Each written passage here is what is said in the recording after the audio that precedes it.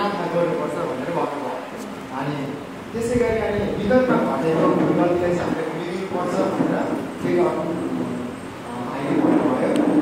अनि हामीलाई एउटा दिदीले भन्नुभएको थियो अगमबाणीको बारेमा, अगमबाणीको वरदान प्राप्त गरेको व्यक्तिले अरूलाई चाहिँ दोष लगाउँदैन। त्यसले पनि यो काम गरेको हो, म चाहिँ अब यस्तो हुन्छ यस्तो हुन्छ भनेर चाहिँ भन्दैन कि, तर त्यो व्यक्तिले चाहिँ तिमीले यस्तो गरेको हो भनेर चाहिँ दोष चाहिँ देखाइन्छ, तर दोष लगाउने काम चाहिँ गर्दैन। तर त्यो व्यक्तिलाई दोषबाट मुक्त गर्नुको लागि चाहिँ उपाय अर्थात् बाटो देखाइन्छ भनेर उहाँले राम्रो कुरा भन्नुभयो।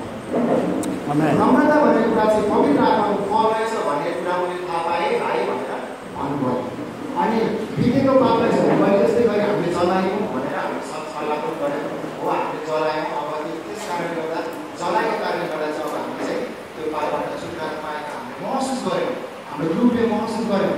जब हामीले बिहान त्यो कुरा हामीले गऱ्यौँ, जस्तो होमवर्क जस्तै गरेर आगो बाल्यौँ, अनि तब मैले पनि महसुस गरेँ कि यो अब चाहिँ पहिला परमेश्वरको समयमा अर्थात् अहिले पनि परमेश्वरको समय अर्थात् पुरानो समयमा चाहिँ परमेश्वरका दासहरूले चाहिँ होम बलि चढाउँथे, अर्थात् आफूले गरेको पाप क्षमाको लागि कुमा ल्याएर चढाउँथे। तर आज चाहिँ हामीले कागजहरू जलाएर त्यो कागज बन्द मेरो नाममा आउँथ्यो। मैले महसुस गरेँ कि यो चाहिँ पापको होम बलि हो भनेर अनि मैले महसुस गरेँ।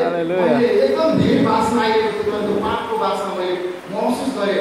अनि यो चाहिँ बढिरहेको देखेर म चाहिँ धेरै पवित्र आत्मा भन्ने मेरो पापहरू आजदेखि नष्ट भएको छ। अब आउने दिनमा म नयाँ गरेर चाहिँ जिम्मेछु भनेर मैले महसुस गरेँ। अनि हामी ख्रिस्टका सेना हो, शैतानदेखि डराउने भनेर शैतान चाहिँ हामीले डराउनुपर्छ भनेर फेरि हाम्रो भाइले भन्नुभयो। अनि यसरी भएपछि हामी चाहिँ अरूको लागि के हौँ, नुन हौँ। नुन भएपछि के हुनुपर्छ, सबैसँग घुलमिल हुनुपर्छ अनि सबैको लागि टेस्टी हुनुपर्छ भनेर कुरा गर्नुभयो। अनि हामीले चाहिँ विशेष गरी वरदानलाई चिन्न सक्नुपर्छ। यदि वरदानलाई चिनेन भने हामी रोध आउनुपर्छ। जसरी पास्टर गरे मलाई आज भनिदिनु भयो। अनि तिमी राइट ठाउँमा छ हो, मलाई कति कुराहरू आउँछ जब म भाइले चाहिँ सुन्छु, भाइको म कतै गलत ठाउँमा कि आएँ कि न पढ्नु पो पर्थ्यो कि म उतै नेपालमै बस्नु पर्थ्यो कि न मैले टिचिङ गरेरै बस्नु पर्थ्यो कि भन्ने कुरा आउँछ। म त्यो बेला रसुवामा थिएँ, पढ्दै थिएँ स्कुलमा, होइन म पढ्दै किनै आएँ, त्यस्तो फिल आउँछ। तर पास्टरको परमेश्वरले सही कुरा बताउनु भयो माथि। अनि मैले निर्णय गरेँ कि साँच्चै नै म चाहिँ आफ्नो विचार गरेन, तर परमेश्वरले पढ्नु भएको आएको भनेर मैले आफूले फेरि स्वतन्त्र गराएर खुसी भयो। अनि त्यसै गरी हामी चाहिँ नयाँ गरी जन्माउनुपर्छ भनेर हामी जस्तै पानी र आत्माद्वारा छ बत्तिसमा क्लास गरेर सिक्नुहुन्छ। हामी यदि पानी र आत्माद्वारा नयाँ गरी हामी जन्मियो भने परमेश्वरको राज्यमा प्रवेश गर्न सकेनौँ रहेछ भनेर पनि कुरा उठाउनु भयो हाम्रो ग्रुपबाट। त्यसै हाम्रो जीवनमा प्रयोग गऱ्यो भने तपाईँ र म चाहिँ जहाँ गएर जस्तै शत्रुले हाम्रो छातीमा गोली ठोक्दा पनि हाम्रो यो छातीमा लगेको घाइतेको छातीमा ठोकिएर त्यो चाहिँ गोली फर्किन्छ, तर हाम्रो भित्र शरीरभित्र पस्न पाउँदैन।